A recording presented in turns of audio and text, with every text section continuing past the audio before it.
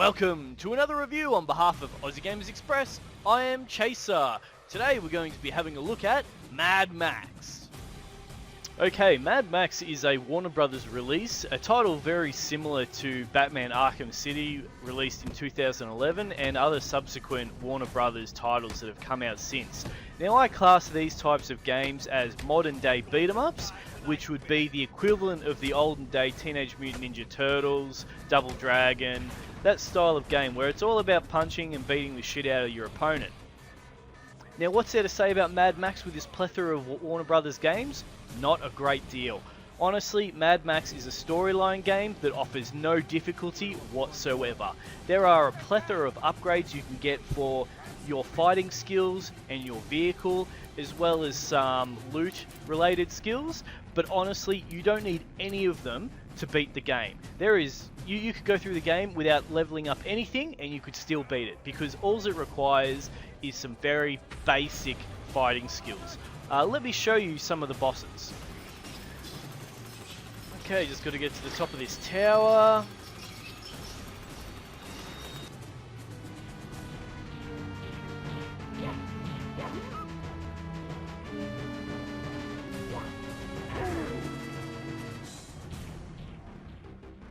And that's about it for the entire game, including the main boss and all of his sub-bosses, the top dogs. That's all you do. You dodge, get behind them, and beat them up.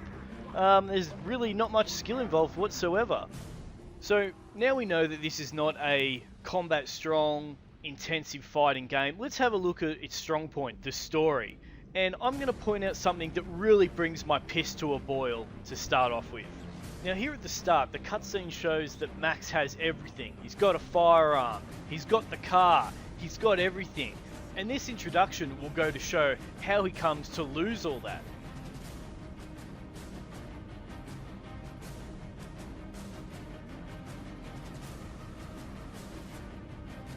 Alright, so you start off with nothing. He's lost everything, it's been taken away from him. You've got nothing, you've got to struggle to survive in this wasteland. Oh look, a gun. Oh, I guess I don't have to worry about that anymore. What's the point of taking away the firearm only to give him a firearm? And shortly after that, not only do you get a car, but you get upgrades to that car very quickly. You get access to these things very, very quickly. What's the point in taking it away if there's no sense of loss?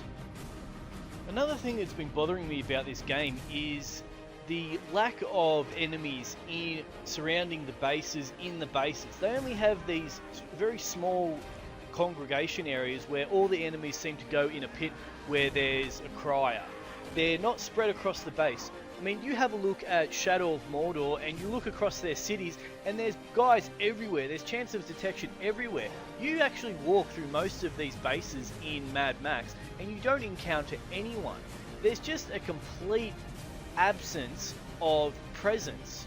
Now, like Arkham City, like Shadow of Mordor, like Grand Theft Auto, it's one of those games where there's a huge map. There's so many places to explore, and each area is governed by a different person, and you've got to do certain things to impress those people to get access to certain upgrades in those areas, which is a pretty good idea.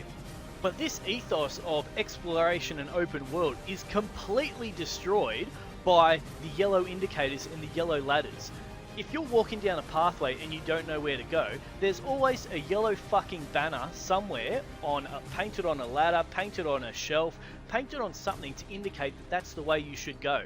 There is no point in even trying to look at the environment. All you got to do is look for the yellow thing and follow it. Now, this isn't the first time that this has been done in the game. It's becoming more and more common where the pathway is quietly laid out for the player to follow. And even if it's subliminal, it's always this narrow pathway where it discourages exploration. It discourages immersion in the environment for you to figure it out. And it's really disappointing to see games go this way. One of the other things that frustrates me about a lot of these Warner Brothers titles is the slow-mo during fighting. Like, sure, it's pretty cool at first, back when The Matrix was made, but I don't need every single fist pump to be a slow-mo. So there needs to be options to turn this shit off so that I can get continual gameplay. And that's what is the worst thing about this game, is the interruption of gameplay. You got to get out of your car to pick up scrap. You got to slow down to pick up a weapon.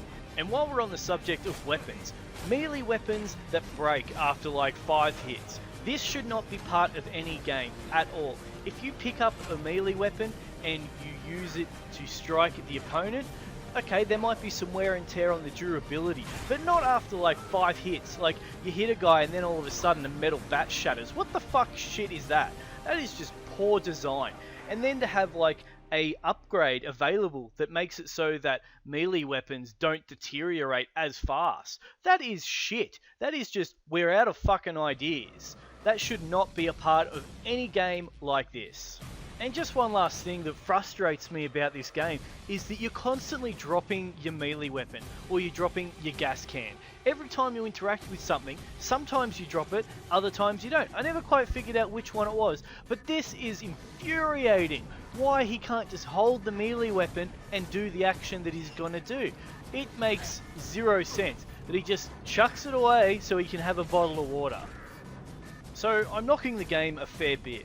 It's a mediocre game. It is the sort of thing that you have on a wish list on your Steam, and when it's at a good price at 75% off, you'll buy it. Whoever went and bought this straight out of sale, unfortunately they got ripped off. This game is mediocre at best. That's it from me. I give it 3 out of 10 tortured Mel Gibsons.